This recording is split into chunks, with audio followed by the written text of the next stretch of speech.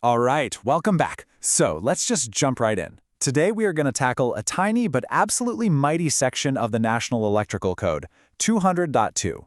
Now, I know it might look like a simple little rule, but trust me, getting this one wrong, well, it can have some seriously huge consequences. We're talking about the grounded conductor. So let me kick things off with a question for you. Think about a whole electrical system, right? All those components, all that wiring. What do you think is the real weak link in that chain? Believe it or not, it's very often the grounded conductor. I mean, this wire is designed to be the hero, right? The main safety path for the whole system. But, and this is a big but, if it isn't handled with the respect it deserves, it can become the very thing that fails. So today, we are going to lock in and make sure we know its two most fundamental rules, inside and out. Okay, before we get into the rules themselves, let's just do a quick reset, make sure we're all on the same page here. The grounded conductor, it's not just another wire in the pipe. It's the one that is intentionally, and that word is key, intentionally connected to the earth. Its whole job, its entire reason for being, is to give any fault current a super clear, safe path to travel. It's basically the system's designated guardian, its bodyguard. All right, let's get into our first big rule from NEC 200.2. And I want you to think about it like this. This is all about making sure our bodyguard has the right armor for the fight. And that armor is its insulation. And you know me, the best place to start is always with the code itself. Section 200.2a gets right to the point.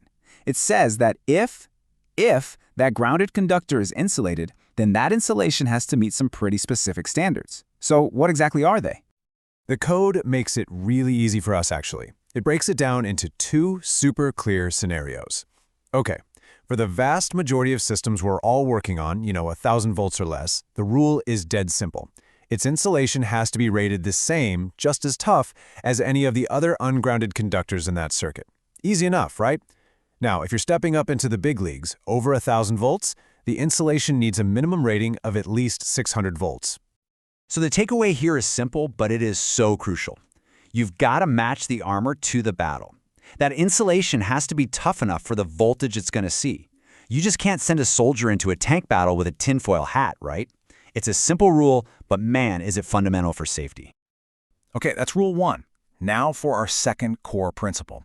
And if the first rule was all about giving our bodyguard the right armor, this one is all about making sure it has a clear, direct, and completely unbroken path to do its job. Yeah, this one is all about continuity. That safety path that the grounded conductor provides, it has to be a solid, continuous line from point A to point Z. No gaps, no interruptions, and it absolutely cannot rely on some janky connection somewhere in the middle. And again, the code couldn't be more explicit on this. NEC 200.2.b literally gives us a list of things you cannot use for continuity. And I'm telling you, misunderstanding this one little sentence is probably the source of so many common mistakes you see out in the field.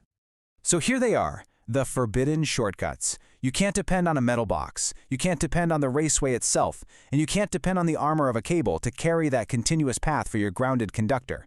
And why is that? It's pretty simple when you think about it. Any of those things can get loose, they can corrode, they can get damaged, and boom! Your critical safety link is broken. Okay, let's pull that out of code speak and put it into plain English.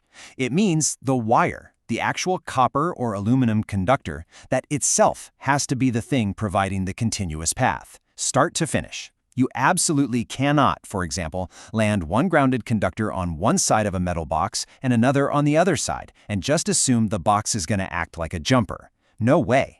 That path has to be made with the wire. Typically with a wire nut and a solid pigtail connection to the device. And hey, just a quick heads up on this, the code gives us a little informational note here, and it points us over to section 300.13b. That section has some extra rules specifically for multi-wire branch circuits. Now, we're not going to dive down that rabbit hole today, but if you're working with MWBCs, you absolutely need to know what's in that section too. Okay, so we've broken down the two biggest rules from NEC 200.2, the right armor and an unbroken path. So now, let's tie it all together. Let's talk about why this isn't just about passing inspection. This is about the rock-solid integrity and safety of every single job you do. I want you to think of this as your mental checklist, your chain of command for safety on every project.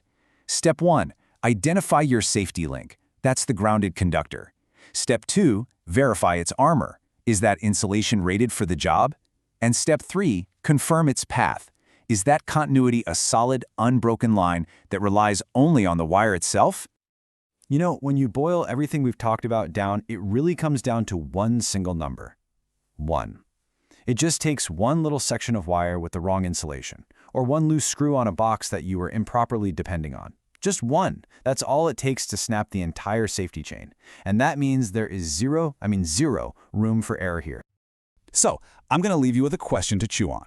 Now that you've got this crystal clear understanding of NEC 200.2, the next time you're on a service call, troubleshooting some frustrating problem, where's the first place you're going to look for a continuity issue? Yeah, now you know exactly where to look. Thanks for tuning in.